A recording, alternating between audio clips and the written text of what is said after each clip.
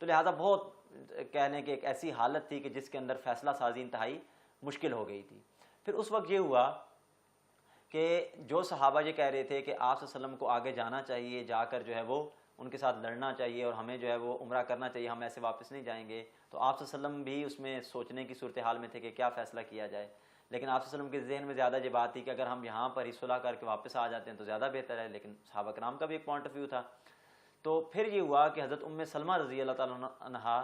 کو جب حضور صلی اللہ علیہ وسلم نے بتایا کہ یہ معاملہ ہو رہا ہے اور صحابہ جو ہے وہ ان میں سے کچھ تعداد ان کی اس بات کے اوپر مصر ہے کہ ہمیں یہ کرنا چاہیے، تو انہوں نے کہا کہ انہوں نے پھر جا کر وہاں سب کے سامنے جو ہے وہ قربانی ادھر ہی کر دی۔ اب یہ یعنی کہ ایک بہت خاص نقطہ ہے، ہم اپنے مسائل، اپنے تنازعات، اپنے خاندانی تنازع زیادہ تر الفاظ سے، جب کوئی مسئلہ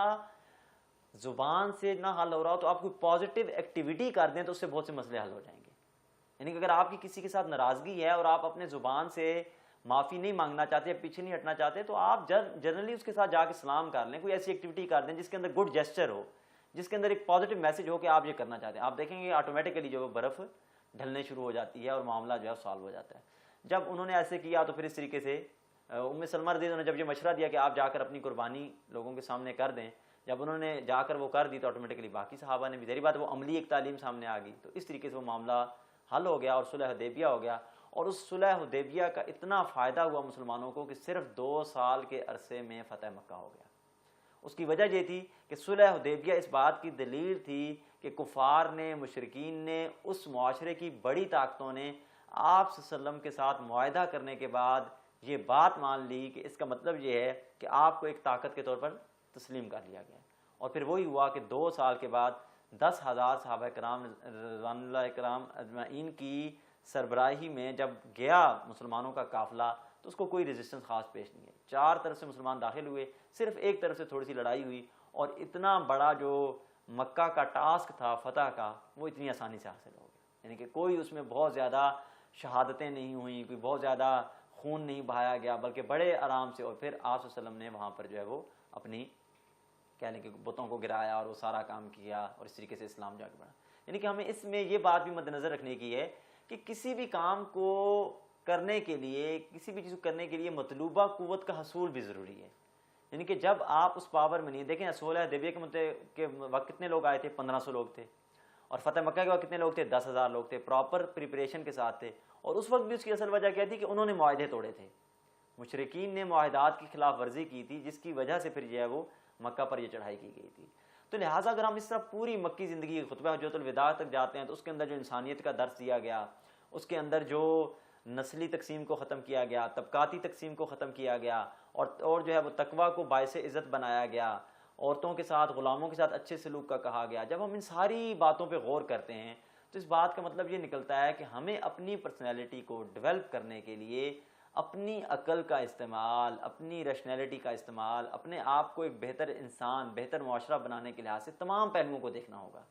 یعنی کہ اگر ہم اپنی پرسنالٹی ڈیولپ کرنا چاہتے ہیں، اپنے بچوں کی پرسنالٹی ڈیولپ کرنا چاہتے ہیں، اپنے گھر میں بچوں کی پرسنالٹی ڈیولپ کرنا چاہتے ہیں، تو ہمیں مدنی زندگی میں حضور صلی اللہ علیہ وسلم نے اپنی اجتہاد کا، اپنی عقل کا، اپنے فیصلوں کو کس طرح پازیٹیولی حالات کے مطابق کیا تھا اور کس طرح ساری چیزوں کو مد نظر رکھ کر آپ صلی اللہ علیہ وسلم آگے بڑھے تھے، ہمیں اس کو دیکھنا ہوگا۔ اور ابھی ہم یہ جو پہلی ڈسکس کر رہے ہیں سیرت کا، یہ صرف پرسنالٹی ڈیولپمنٹ کے حوالے سے ہے۔ یعنی کہ آپ اس بات کو سنتے ہوئے یہ بات مد نظر رکھیں کہ ہمارا اس وقت فوکس جو ہے وہ پرسنالٹی ڈیولپمنٹ ہے، کہ حضور صلی اللہ علیہ وسلم کی مکی اور مدنی زندگی سے ایک انڈیویجول اگر چاہے کہ وہ گائیڈ لائن کیا لینا چاہ رہا ہے، وہ اپنے لیے کس طرح سے ایک راستہ لینا چاہ رہا ہے، روڈ میپ لینا چاہ رہا ہے، تو وہ کس حوالے سے جو ہے وہ لے گا۔ اسی حوالے سے عقل کے حوالے سے ایک اور بات ذہن میں رکھیں کہ جب ہم لفظ عقل استعمال کرتے ہیں تو عقل کا مطلب ہوتا ہے ٹو کنٹرول، باندھنا۔ عربی میں کہا جاتا ہے اکالہ، یعنی کہ رومال کے اوپر وہ جو بلیک سا ہوتا ہے عرب میں جو باندھا جاتا ہے اس کو اکالہ کہا جاتا ہے، عین قاف الف لام ہالہ، اکالہ یعنی کہ باندھنے کی چیز، یعنی کہ جس کے ذریعے سے آپ باندھتے ہیں۔ تو لہٰذا عقل وہ ہوتی ہے انسان کے اندر جو اس کو باندھتی ہے، اس کو کنٹرول کرتی ہے، اس کو سمت دیتی ہے۔ اور عقل 2 طرح کی ہوتی ہے، ایک عقل وہ ہے جس کو آپ لے کے پیدا ہوئے ہیں، جو تمام ہیومن بینگ میں رکھی گئی ہے، اور ایک عقل وہ ہوتی ہے جس کو آپ ڈیولپ کرتے ہیں through environment, through education, through اپنی ٹریننگ کے، تھرو ٹریولنگ کے، تھرو انٹریکشن کے، یعنی کہ آپ مختلف ذرائع جو ہے وہ استعمال کرتے ہیں اپنے آپ کو ڈیولپ کرنے کے لیے۔ تو لہٰذا ہم یہاں پر یہ جو عقل کی ڈیولپمنٹ کی بات کر رہے ہیں یہ وہ عقل ہے جس کو آپ نے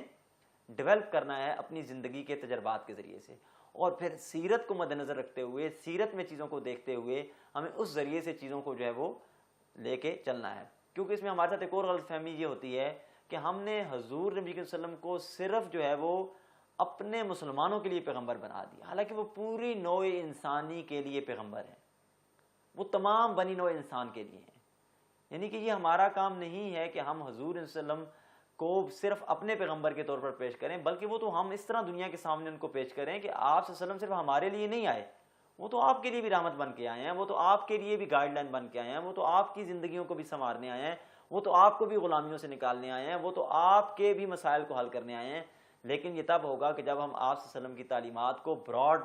اسپیکٹرم میں دنیا کے سامنے پیش کریں گے، ہم آپ صلی اللہ علیہ وسلم کی تعلیمات کو اپنی زندگیوں پر لاگو کریں گے اور لوگوں کو بتائیں گے کہ ہمارے رسول صلی اللہ علیہ وسلم کا اخلاق کیسا تھا، کردار کیسا تھا، رویہ کیسا تھا، ایٹیچیوڈ کیسا تھا، پالیسی کیسی تھی، اسٹریٹجی کیسی تھی، ویژن کیسا تھا، انسانی ذرائع کو کس طریقے سے بہتر طریقے سے استعمال کرتے تھے، کتنے کم لوگوں کو لے کر چلے اور کتنے دنیا کے بڑے حصے تک انہوں نے اپنا پیغام پہنچا دیا۔ صرف اسی پہلو سے دیکھیں تو آپ جتنی مرضی ٹائم مینجمنٹ کی چیزیں دیکھ لیں، جتنی مرضی جو ہے وہ اور پلاننگ کی چیزیں دیکھ لیں، کیا اس سے زبردست پلاننگ، اس سے زبردست ٹائم مینجمنٹ کوئی شخص کر سکتا ہے دنیا میں؟ کہ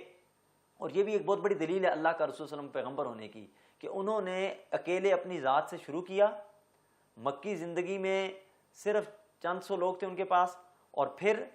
مدنی زندگی کے اینڈ پر آپ صلی اللہ علیہ وسلم 2.25 لوگوں کو دنیا میں چھوڑ گئے، اور آج دنیا میں 2.25 ارب کے قریب لوگ ہیں جو اللہ کے رسول صلی اللہ علیہ وسلم کو مانتے ہیں، اسلام کو مانتے ہیں، اللہ کو مانتے ہیں۔ تو کیا تھا یہ پلاننگ نہیں تھی، یہ ویژن نہیں تھا، یہ ایک مقصد تھا جو انہوں نے پورا کیا ہے وہ کیا، اور پوری دنیا کے اندر پیغام پھیلانے میں جو ہے وہ اس طریقے سے مدد کی۔ تو یہ تبھی ممکن ہوگا کہ جب ہم تمام پہلوؤں سے چیزوں کو دیکھیں گے، دعوت کو انڈرسٹینڈ کریں گے، تبلیغ کو انڈرسٹینڈ کریں گے، آج کے اویلیبل ریسورسز کو دیکھیں گے، اپنی اویلیبل پارٹس کو دیکھیں گے، اپنی ٹیکنیکس کو دیکھیں گے، اور اس بات کے اوپر غور و فکر کریں گے کہ آج کے معاشرے میں 2015 میں اسلام کو اگر کمپیٹیبل کرنا ہے، اسلام کو اگر دنیا تک پہنچانا ہے، اسلام کو اگر ایک پازیٹیو اس کے اسپیکٹ کے ساتھ دنیا تک لے کے جانا ہے، تو ہمیں سیرت کی تعلیمات سے کس طرح سے سبق لینا ہوگا، سیرت کی تعلیمات کو اپنی عملی زندگیوں میں کس طرح نافذ کرنا ہوگا، اپنے آپ کو سیرت کے ایک ماڈل کے طور پر کہ ہم حضور صلی اللہ علیہ وسلم کے ماننے والے ہیں، ہم جیسے لوگ اور پروڈیوس کرو، ہم جیسے اچھے لوگ پروڈیوس کرو۔ تو اس کے لیے جو ہمیں سیرت سے کہ جو مدنی زندگی ہے اس سے بھی گائیڈ لائن لینے کی ضرورت ہے۔ اس سے اللہ تعالیٰ ہماری عقلوں کو روشن بھی کریں گے، ہماری پرسنالٹیز بھی ڈیولپ ہوگی، ہمیں انر پیس بھی حاصل ہوگا، ہم نفس مطمئنہ کے درجے پر بھی فائز ہوں گے، ہماری فیملیز اور ہمارے خاندان بھی اچھے ہوں گے۔ اپنا، اپنے دوستوں کا اور اپنے خاندان کا خیال رکھیے گا۔ امید ہے کہ آج کے لیکچر کے بعد آپ چیزوں کو بہتر طور پر سمجھنے کے قابل ہوں گے۔ اپنے فیڈ بیک سے ہمیں آگاہ کیجیے گا۔ اللہ حافظ۔